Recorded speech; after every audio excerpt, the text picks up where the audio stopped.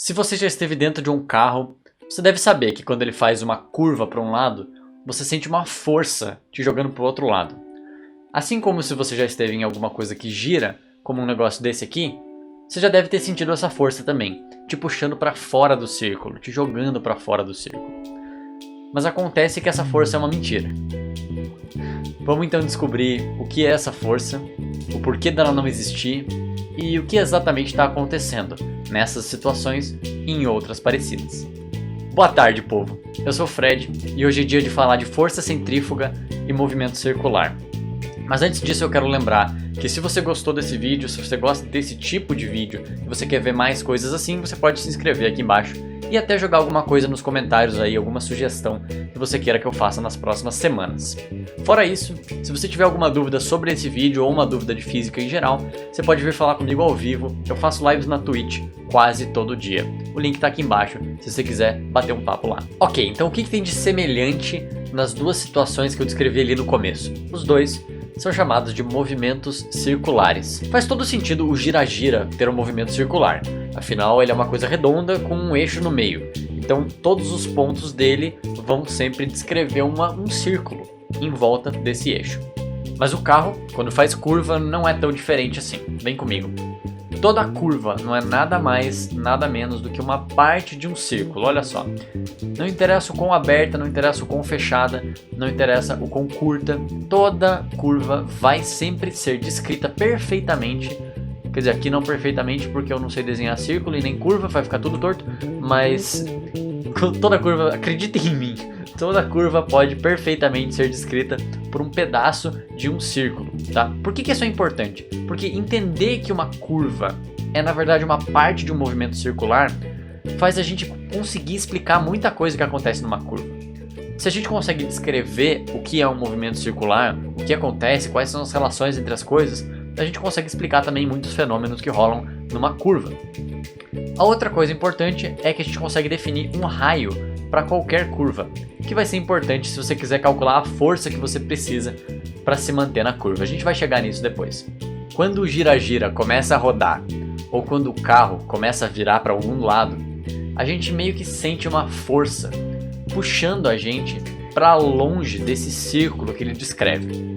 A gente meio que sente uma fuga do centro do círculo. Por isso que a gente chama essa força de força centrífuga. Mas por que eu falei lá no começo que essa força é uma mentira? Bom, em termos técnicos e formais, ela é uma força fictícia, porque ela não existe em referenciais inerciais. O que isso significa é que se você olhar para essas situações do ponto de vista de alguém que está parado ou em velocidade constante, essa força não aparece. Tudo o que acontece ali é que, segundo a lei da inércia, todos os corpos que estão em movimento em linha reta tendem a se manter em linha reta, a não ser que uma força vire você para um lado ou para o outro. Então essa tendência de ser jogado para fora do círculo, na verdade é só uma tendência a se manter em linha reta. A força que acontece ali, na verdade, é ao contrário da força centrífuga. Ela chama força centrípeta e é uma força que você tem que fazer se você quiser se manter no caminho circular. No carro, por exemplo, fazendo uma curva, você faz essa força se apoiando em alguma coisa para você não ser comprimido contra a porta quando o carro está virando. O sentido dessa força que você tem que fazer, dessa força centrípeta, é sempre para dentro do círculo, tá? Em direção ao centro do círculo. Já que ela é o contrário da força centrífuga, e a força centrífuga é uma coisa que você sente que está te jogando para fora do círculo, essa aí você vai ter que fazer exatamente para dentro. E a intensidade dessa força centrípeta, olha só, ela vai depender da sua massa. Claro, quanto mais massa você tiver, mais difícil é mudar a sua trajetória.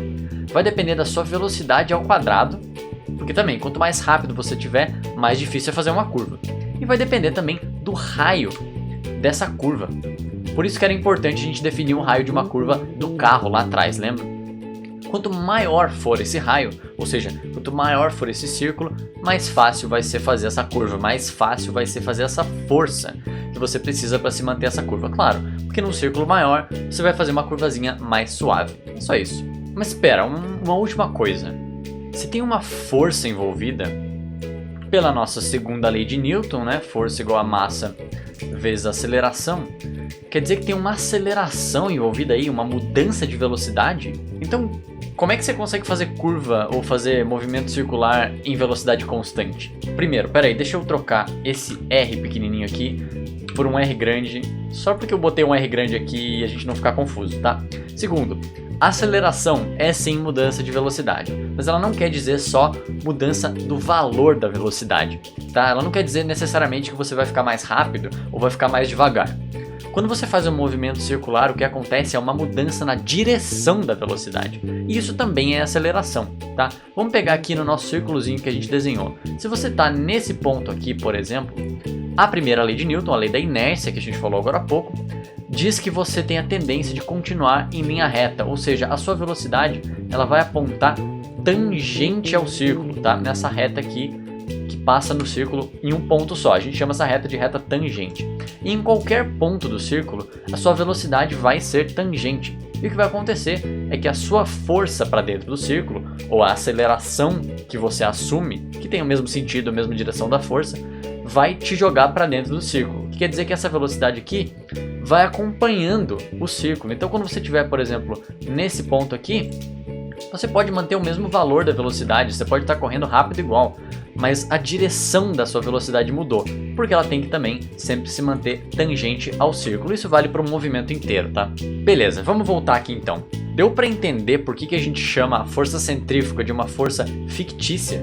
Porque na verdade ela não existe, na verdade ela não tá lá, você acha que você sente ela, mas na verdade o que você está sentindo é só a sua tendência de ir reto. E é uma força real envolvida nessa situação, é justamente a força contrária, é a força centrípeta para dentro do círculo, que é a força que você precisa fazer, ativamente fazer e manter ela para conseguir se manter nesse movimento circular. E a gente discutiu aqui até como você calcula a intensidade dessa força, né? Ela depende da sua massa, depende da sua velocidade e depende do raio da curvatura que você está tendo, certo? A pergunta final que eu tenho para fazer para vocês é: fez sentido? Eu pulei alguma coisa? Falei um monte de bobagem? Deixei de lado alguma coisa importante? Me avisa aqui no comentário se eu tiver perdido alguma coisa no meio do caminho, que geralmente eu perco. Mas eu acho que por hoje é isso, tá? Eu espero que eu tenha te ajudado e vamos bater um papo sobre esse vídeo ou sobre física no geral lá na minha Twitch. Eu falei que o link tá aqui embaixo já, né? Então é isso. Eu acho que a gente se vê por lá ou no vídeo da semana que vem. Até mais.